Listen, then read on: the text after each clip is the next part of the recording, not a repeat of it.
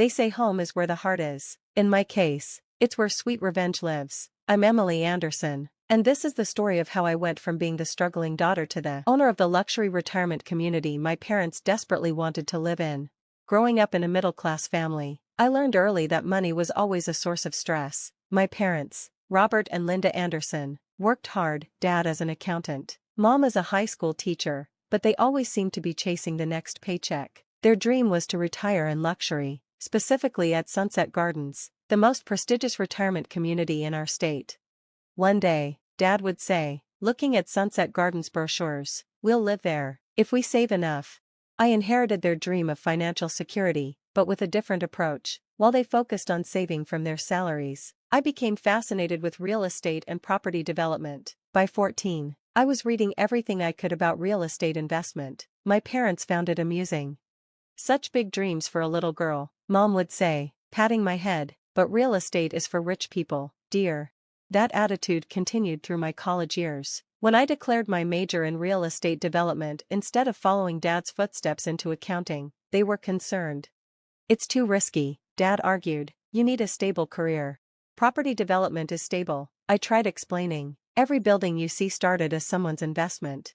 "Leave that to the big developers," Mom advised. "Focus on something practical." But I had a plan. While studying, I worked 3 jobs: barista in the morning, library assistant during the day, and property management intern in the evenings. Every dollar I earned went into my Empire Fund. My first investment came during my junior year. A small, rundown duplex near campus was going into foreclosure. The location was perfect for student housing, but the property needed work.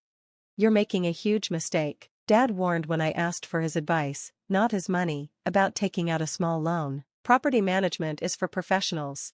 I bought it anyway, using my savings and a carefully structured loan, spent every weekend renovating it myself, learning from YouTube videos and retired contractors who were happy to teach an eager student.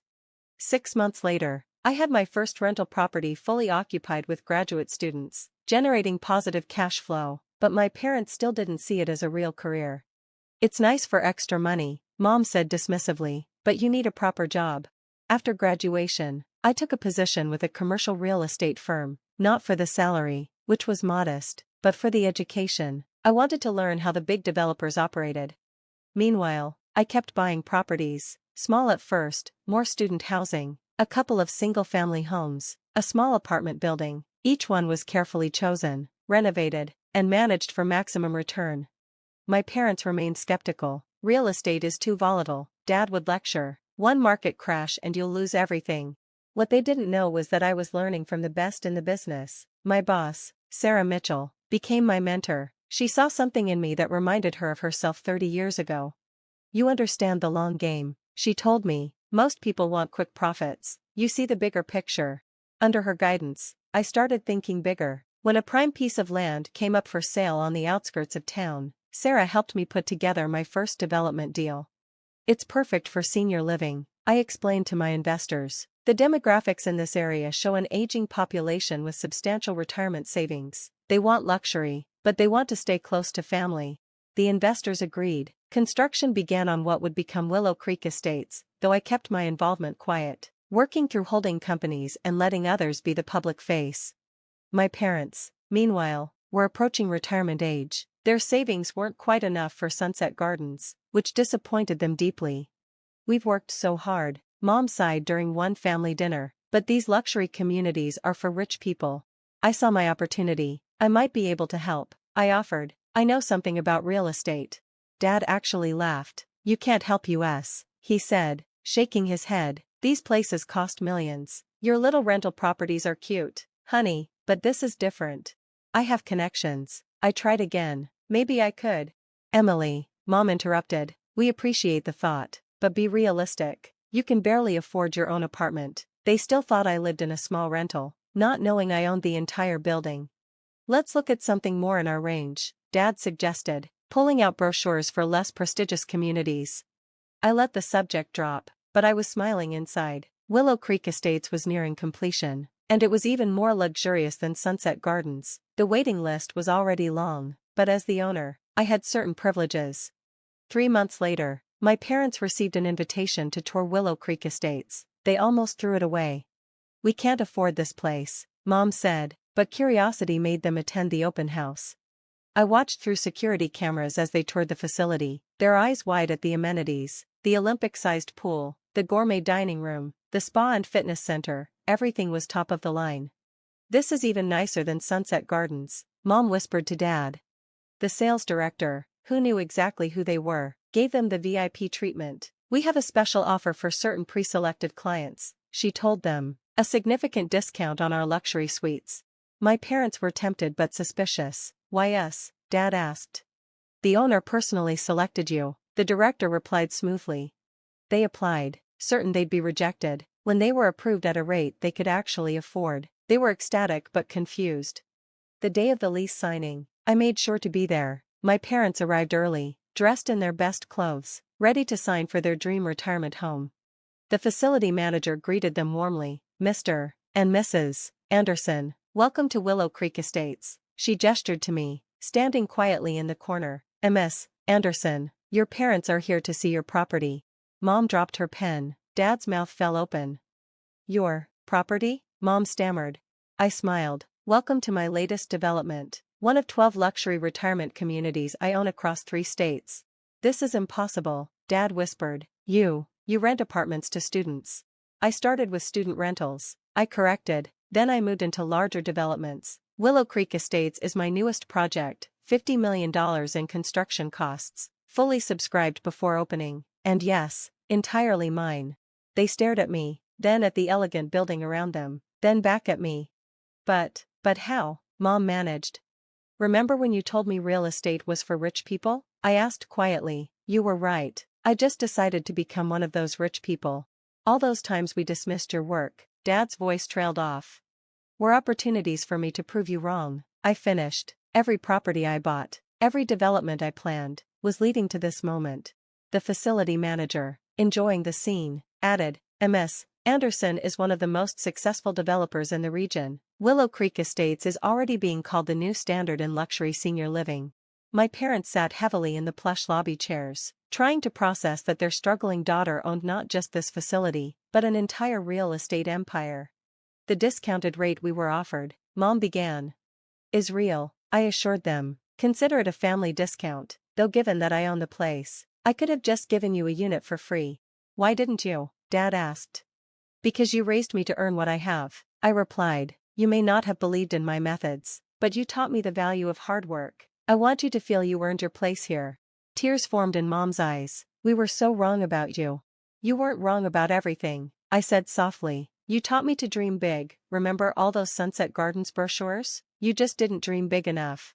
The lease signing proceeded, though my parents' hands were shaking so much they could barely hold the pens. As they reviewed the paperwork, they began to notice details they'd missed.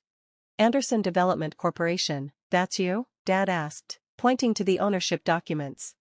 "All 12 properties," I confirmed, "plus 30 mixed-use developments, 40 residential complexes, and that little student housing empire you found so cute." "Our daughter," Mom whispered, "our daughter is a millionaire?" "Billionaire, actually," the facility manager corrected cheerfully, "though she never mentions it." After the signing, I gave them a private tour, showing them features even other residents wouldn't have access to. Their luxury suite had been specially designed with their preferences in mind: Dad's love of golf, private putting green on their balcony; Mom's passion for painting, a custom-designed art studio with perfect natural light. "I've been planning this for years," I explained. "Every time you mentioned what you'd want in a retirement home, I took notes." The garden layout, Mom realized, it's exactly what I always described as my dream garden. "Down to the specific varieties of roses," I nodded. "And Dad, the golf simulator is programmed with all your favorite courses." They were quiet for a long time, taking it all in. Finally, Dad spoke. "We should have believed in you. You believed in hard work and financial security," I replied. "I just found a different path to those goals." The next few weeks were amusing as they adjusted to their new reality. They kept discovering new things about my success, like the fact that I owned their favorite shopping center, or that the charity foundation funding their old school's music program was mine. Mom struggled most with the shift in our dynamics. "I don't know how to act," she admitted one day. "My daughter is my landlord, and a billionaire." "Act like my mom," I suggested, "the one who taught me to work hard and never give up. The success is just details." Dad started asking about my business, genuinely interested now in understanding real estate development. I caught him reading books about property investment, trying to understand the empire his daughter had built. I was wrong about the risk, he said during one of our discussions. You weren't taking chances, you were making calculated investments. I was too focused on the traditional path to see it.